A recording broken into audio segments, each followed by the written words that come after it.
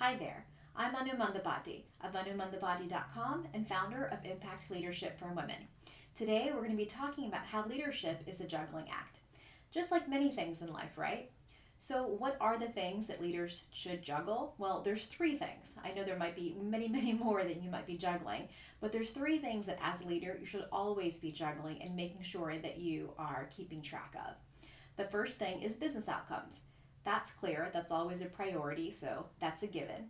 Well, there's two other things that sometimes get overlooked, and when they get overlooked, a lot of problems come up. So we've got business outcomes, and the second one is your team member development. Did you know that 84% of employees said that they would forego a raise if that meant their manager would leave? Ouch, right? So you've seen quite a few studies like that. I'm sure you've also heard that the number one reason why a person leaves is because they don't feel valued or appreciated by their leader. So they're not quitting their job, they're actually quitting because they're quitting because of you. They're quitting because of the team. They're quitting because of the organizational culture. So what does that say? If you're invested in their success, if you're letting them know how much that they actually mean to the company, to the team, to their role, what the task that they're doing is, how that's connected to everything else that the company is moving forward in, that's pretty huge. So people are going to feel a lot more valued. They're going to feel a lot more appreciated if you focus on that. So that really is a priority, and that's part of your juggling act.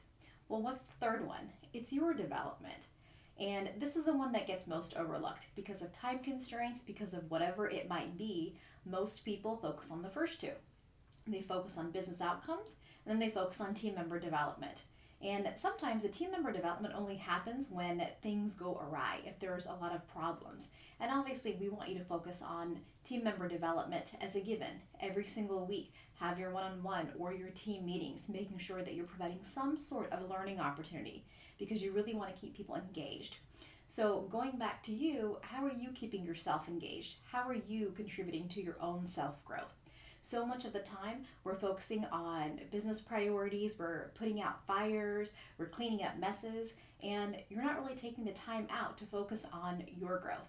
And one of my mentors told me many moons ago that if I'm not growing, that means I'm stagnant, I'm stuck. And when anyone is stagnant and stuck, that means that they're drowning. I know it's a harsh way to look at it, but when you're looking at leaders in businesses, it's pretty serious if you're not focusing on your own growth. So what are ways that you can grow? So, like I said, I understand that sometimes things are just really busy, but leadership growth and development doesn't take hours and hours and hours a day. I mean, that would be great if you're able to go to some sort of a conference or commit to that on a regular basis where it's every day. But let's say that you put in about 10 minutes a day, whether that is listening to an audiobook, whether that's engaging with a partner on some sort of leadership conversation. So let's say that you bring up a challenging leadership situation and then you talk about best practices. It could be between you and someone else. It could be maybe a peer group. Whatever that might be, the point is it doesn't have to be hours and hours. It's just breaking it into chunks and having leadership conversations, having some sort of focus on your leadership growth. So what are the three things, again, that you want to make sure you're always juggling as a leader? It's business outcomes, team member development, and your own development. So I'm curious to hear from you. So in the comments below, let us know what's one way that you're focusing on your growth.